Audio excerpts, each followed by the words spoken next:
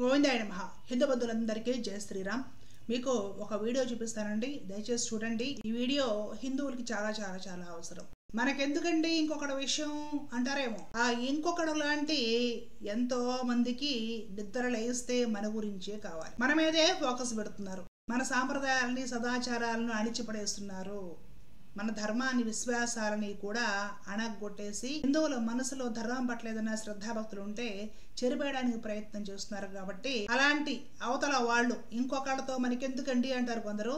ఆ ఇంకొకళ్ళని చెప్పు తీసుకొని కూడా రోడ్డు మీద నిలబడి తన్నా కూడా తప్పేమీ లేదు. భారత రాజ్యాంగం ఇచ్చే వాక్ స్వేచ్ఛ వినియోగించుకొని కనీసము అవగాహన కలిగించి 10 మందికి చెప్పి ఇలాంటి విషయాల్లో జాగ్రత్తగా ఉండడాలన్న ప్రయత్నం చేస్తున్నామండి. ఆ ఇంకొకటితో నాకు పనేమి లేదు, కానీ ఆ ఇంకొకటి నమ్మి మోసపోయి అమాయకులు ఉంటారు కదా, వాళ్ళని జాగ్రత్తం చేయడం కోసమే నా వీడియోస్ అన్ని గమనించండి. ఇప్పుడు ఆ ఇంకొకడు ఏం మాట్లాడుతున్నాడో మీరు విందురు కానీ. అతిభక్తి కలిగిన క్రైస్తవురాళ్ళు వస్తారు. ఏంటి మీరు ఎక్కడికి వెళ్తారు? చర్చికి. నేను కృపా మినిస్ట్రీస్కి వెళ్తానక్క. ఇదేనా మీ పాస్టర్ గారు నేర్పింది? ఏంటి కళ్యాణం చల్లటం నాలాగా జిప్పిడి దానిలాగా ఉండాలి నువ్వు? ఆ రోతదాన్ని మాటలు వినమాకండి. నిజం చెబుతున్నాను నేను. కళ్యాణం చల్లటం తప్పేంటి? ముగ్గులు వేయొద్దు. ఎందుకని ముగ్గులు వేయకూడదు అంటున్నానంటే, అది చేతబడి చేసేటువంటి వాడు, ఈ చిల్లంగితనం చేసేటువంటి వారు వేస్తారు ముగ్గులు. అది దయ్యానికి దేవతలకు సాదృశ్యం. అది వేయొద్దు. మీ ఇంటి ముందు అవసరమైతే ఇల్లు ఖాళీ చేసి వెళ్ళిపోండి. కళ్యాపు చల్లండి. ఏమంటారు? శుభ్రంగా ఉండేది ఏదైనా చెయ్యండి. జట్టాయిలు వాడకండి. అది దేవుని చిత్తం కాదు. ఇల్లు ఏమైంది? కంపు కొట్టింది కదా. డెటాయిలు వాడుతున్నప్పుడు ఆ రంగు నీళ్ళు చల్లుకోవడానికి ఏమమ్మాయి చల్లొచ్చు కదా. స్తోత్రం చెప్పగలరా? నువ్వు ఏం చేస్తావని స్తోత్రం చెప్పాలరా? ఏదో నోటికి వచ్చింది వాగడం, మళ్ళీ దేవుడికి స్తోత్రం హల్లెలూయా. నువ్వు ఏం ఉద్ధరించావు, సమాజానికి ఒరగబడే మంచి మాటలు ఏం చెప్పావని జనాలు స్తోత్రం చెప్పాలని చేతులు పైకెత్తి ఏదో ఒకటి మాటలు నేరుస్తారండి. ఈ పాస్టర్లు అవ్వాలంటే కబుర్లు నేర్చాలి, ఏవో కబుర్లు చెప్పాలి, వెటకార కబుర్లు చెప్పాలి. మహిళల్ని ఎలాగ నీచంగా తిడుతున్నాడో చూడండి. రోతది అంట, రోతది ముగ్గులు వేసేది ఇంటి ముందు, ఆ రోతది చెప్పే మాటలు నమ్మకండి అని తిడుతున్నాడు. మహిళలని ఇలా బూతులు తిడతారు చూడండి. ఆదివారం రోజు ప్రార్థనల పేరుతోటి చర్చలకు పిలిచి అమాయకుల్ని కూర్చోబెట్టి మైకులు పెట్టి ఏదో ఒక సోది 1 గంట మాట్లాడాల మైక్ తీసుకొని. ఆ గంట సేపు చెప్పడానికి జ్ఞానము, వైజ్ఞానికపరమైనవి, మోక్షానికి సంబంధించినవి, జీవన వికాసానికి అభ్యుదయానికి సంబంధించినవి మనకి తెలిసి వస్తే మన పుస్తకాల్లో ఉంటుందిగా చెప్పడానికి ఏదో ఒక సోది చెప్పాలి ఆ గంట. వాళ్ళకి వచ్చిన వాళ్ళకి ఎంటర్టైన్మెంట్, ఇది మధ్యలో పాటలు, భజనలు, ప్రార్థనలు ఉంటాయి. ఓకే, ఇది అయిపోయిన తర్వాత లేసి వెళ్ళిపోవడమే. మగాలు హుండీలు వేసేస్తే పూసుకుంటారు, అడకైపోతాయి. సరే, నాకెందుకు ఈ పాస్టర్లతో అంటారా? ఇప్పుడు నాకే కావాలి. ఎందుకంటే ఏం చెప్తున్నాడు ఇతడు? ముగ్గేయకూడదంట. చిల్లంకి, చేతబడులు, బాణామతులు ఇలాంటివి ఎవరు చేస్తారో వాళ్ళు ముగ్గులు వేస్తారంట. ముగ్గుల్లో దయ్యాలు ఉంటాయంట. ఎంత ఒళ్ళు బలుపు లేకపోతే, మదం లేకపోతే, కొవ్వు లేకపోతే, కామరం లేకపోతే ఇలాంటి మాటలు మాట్లాడతారండి. ఏదైనా ఒక ఇల్లు ఇంకేం చెప్తాడో తెలుసా? ఎవరన్నా ఇప్పుడు హిందువుల ఇళ్లలో ఏదైనా అద్దెకుంటారు అనుకోండి, క్రైస్తవులు ఎవరైనా, మరి అద్దెకున్నప్పుడు వాళ్ళ ముంగిలు శుభ్రం చేసుకొని ముగ్గులు అవి వేయాలని కోరుకుంటారు కదా. ఎవరైనా ఇల్లు నీట్గా ఉంచుకోవాలని కోరుకుంటారు కదా అద్దెకిచ్చిన వాళ్ళు. అట్లా ఎవరైనా ముగ్గులు వేయమని డిమాండ్ చేస్తే మీరు ఆ ఇల్లు ఖాళీ చేసి వచ్చేసేయండి, కానీ ముగ్గులు మాత్రం వేయకండి అని స్పష్టంగా చెప్తున్నాడు ఈ పాస్టర్. ఎందుకంటే ముగ్గుల్లో దయ్యం ఉంటుందంట. దయ్యం దాంతోపాటు కంటిన్యూషన్గా దేవతలు ఉంటారు. ఎవరు? హిందువుల దేవతలు. మీరు కావాలంటే ఒకసారి వినండి ఏం చెప్పాడు. చేతబడి చేసేటువంటి వాడు, ఈ చిల్లంగితనం చేసేటువంటి వారు వేస్తారు ముగ్గులు. అది దయ్యానికి దేవతలకు సాదృశ్యం. అది వేయొద్దు. విన్నారు కదా, స్పష్టంగా మాట్లాడదాం. ఎందుకంటే దయ్యాలకి అని కంటిన్యూషన్ గా దేవతలకు సాదృశ్యం అంట. అంటే ఇప్పుడు దయ్యం ఎవరు? హిందువుల దేవతలు దయ్యాలు, అంతే కదా. ఆ హిందువుల దేవతలు ముగ్గులు ఆవహించి ఉంటారు కాబట్టి అవి మనకి సైతాన్లు అంటే దయ్యాలు. కాబట్టి క్రైస్తవులకి ముగ్గులు మీరు వేయొద్దు. ఆ ముగ్గులు ఎవరు వేస్తారు? చిల్లంగి, చేతబడులు, బాణామతులు చేసే వాళ్ళు వేస్తారంట. ఎందుకు వేస్తారు? చేసే దాంట్లో దయ్యాలు వస్తాయంట. దయ్యాలంటే ఏమిటి? వీటి పరిభాషలో హిందువుల దేవతలు. పవిత్ర భారతదేశంలో వేదభూమిలో నిలబడి ఇక్కడ పుట్టి మళ్ళీ ఈ పాస్టర్ తాత ముత్తాతలు మొత్తం అందరూ హిందువులే. వాళ్ళ కట్టె ఇక్కడే కాలిపోయింది. ఇతగాడు చెప్పే మాటలు చూడండి. వీళ్ళ పుస్తకం ఎడుపుట్టింది. ముడ్డి కడుక్కోవడానికి చెమ్ముడు నీళ్లు కూడా గతిలేని చోట. అవునా కదా? ముడ్డి కడుకుంటారా? క్రిస్టియన్ కంట్రీస్ ఎవరైనా ముడ్డి కడుకుంటారా? టాయిలెట్ పేపర్ అని ఉంటుంది, తుడుచుకుంటారు. స్నానాలే చేయరు. వీళ్ళకి ముగ్గుల గురించి, సదాచారం గురించి, స్నానం గురించి, శుభ్రత గురించి ఏం తెలుస్తుందండి? ఏవో ద్రాక్ష తోటలు ఏవో పండుతాయంట, అవి కోసుకొచ్చేసి ఒక కుండల్లో వాటిలో పూడ్చిపెట్టి గోతి తీసి ఇసుక లోపల పెట్టేస్తారు. పెట్టగా పెట్టగా పెట్టగా అది కాస్త వైన్ లాగా అంటే మద్యంలా మారిపోతుంది. ఇప్పుడు మన సైడ్ నాటు సారా ఇప్పు సారా అంటారు కదా గ్రామీణ ప్రాంతాల్లో, అట్లా తయారవుతుంది అది ఒక ప్రక్రియ ద్వారా.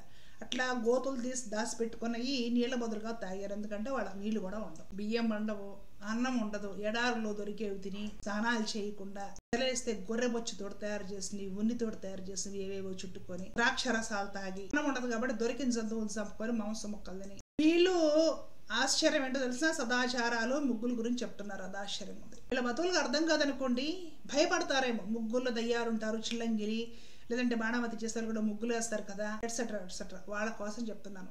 మన ఇళ్లలో మనం సాధారణంగా ఇల్లు చిమ్మి కల్లాపు చల్లి దాన్ని తుడుచుకొని ముగ్గేస్తామా? ఏ ముగ్గేసినా కూడా ముగ్గుకి మధ్యలో ఒక కేంద్ర బిందువు లేదా చుక్క ఉంటుంది. ఉంటుందా ఉండదా? ఉంటుంది కదండి. ఉంటుందా ఉండదా? ఆ చుక్క లక్ష్మీ స్వరూపము. ముగ్గుకి ఇంకొక పేరేమిటి? రంగవల్లి, రంగవల్లిక.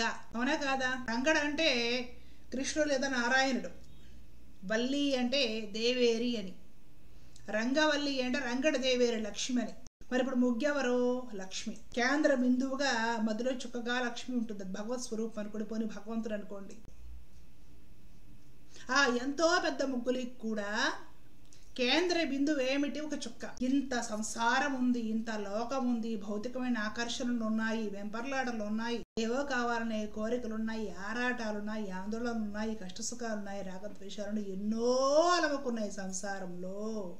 కానీ అసలు సిసలైన మనం గుర్తించాల్సిన బిందువు ఏమిటి అంటే పరమాత్మ. రంగస్థలం అని కూడా సంసారానికి పేరు. రంగడంటే భగవంతుడు, లీలా నాటక సూత్రధారి. రంగస్థలం అంటే సంసారం, భగవంతుడు నడుపుతున్న లీలా నాటకం ఇదంతా. రంగవల్లి అంటే ముగ్గు లక్ష్మి. మధ్యలో ఉన్న చుక్కని వేస్ట్ చేసి అలా అలా అలా ముగ్గు ఎంతైనా అల్లేయచ్చు. అవునా కదా? భగవంతుడు ఒకడు ఉన్నాడు, సంసారం ఎంతో ఉంది. సంసారం అంటే సముద్రం అగాధం. ఏవేవో చూస్తావు, మధ్యలో ఉన్న చుక్క లేదా బిందువు, కేంద్ర బిందువుగా ఉన్న పరమాత్మను గుర్తించు, లేదా మూల శక్తిని గుర్తించు. ఇంత తత్వజ్ఞానం ముగ్గులో ఉంది. భౌతిక పరంగా చూసుకున్నా ముగ్గులేసిన ఇల్లులు ఎంత శోభాయమానంగా ఆకర్షణీయంగా ఉంటాయండి. చక్కగా కల్లాపి చల్లి ముగ్గు పెట్టి ప్రత్యేక తిథులలో పర్వదినాల్లో ముగ్గులో కాస్త పసుపు ఉంచుతారు. ఇలాగా ధనుర్మాసంలో అయితే చక్కగా ఆవపేడతోటి గొబ్బెమ్మలు, గుమ్మడి పూలు ఉంచుతారు. ఆకళ్ళకి ఎంతో కొంత పసుపు రాసుకొని ఎంత శోభస్కరంగా ఉంటాయి. ఈ చెత్తగాడికి ఏం తెలుసు? దాన్ని చిల్లంగితో పోలు చేస్తున్నాడు. వీడు బతుక అంతకంటే ఏం తెలుసు? ఎందుకంటే తెలిసిన బతుకులు అయితే మతం ఎందుకు మారుతారు? ఎందుకంటే తెలిస్తే జ్ఞానం ఉండే జనాలు ఎందుకు మోసం చేస్తారు వీళ్ళు? భయపడకండి. చిల్లంగి, బాణామతి వాళ్ళ ప్రక్రియ వేరు. ఏం చేస్తారంటే ముగ్గు మధ్యలో మనం ప్రేమగా భగవంతుడి కోసము ఒక గొబ్బెమ్మ పెట్టుకుంటాం. ముగ్గు మధ్యలో భగవత్ప్రీత్యర్థం పసుపు కుంకుమలు ఉంచుకుంటాం, దీపం ఉంచుకుంటాం. అది శుద్ధ సాత్వికమైన సదాచారం. గృహలక్ష్మి ఆ పని చేస్తుంది, ముగ్గులు వేస్తుంది. లక్ష్మిని, పరమాత్మను ఆ ఇంట్లోకి రమ్మని పిలవడం, స్వాగతించడం. ప్రతి గృహము, హిందూ గృహము దేవాలయంతో సమానమని నిరూపించడము.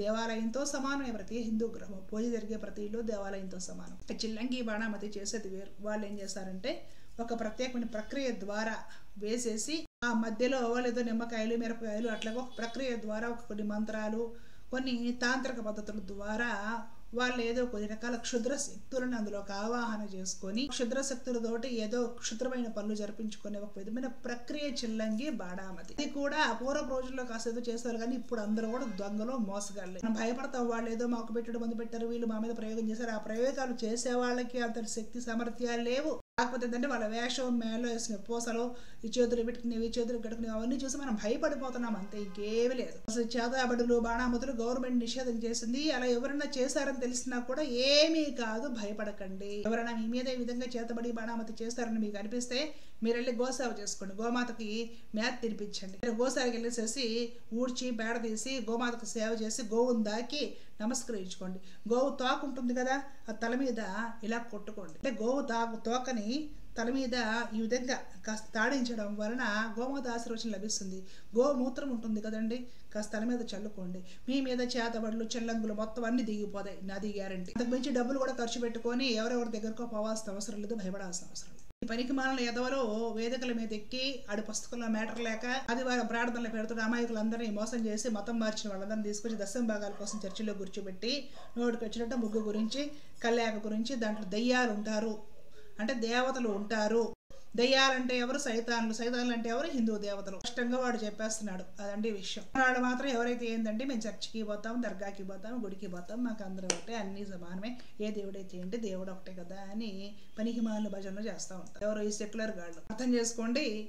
ముగ్గుల గురించి ఎవరో భయపడకండి. ఇలాంటి వాళ్ళకి గట్టిగా సమాధానం చెప్పండి. అప్పుడే ఇలాంటి పేలిపోయే నోరు లాగుతాయి, కంట్రోల్ అవుతాయి. అర్థమవుతుంది కదండి? అదే విషయం. జయ శ్రీరామ్. కృష్ణ అర్పణం.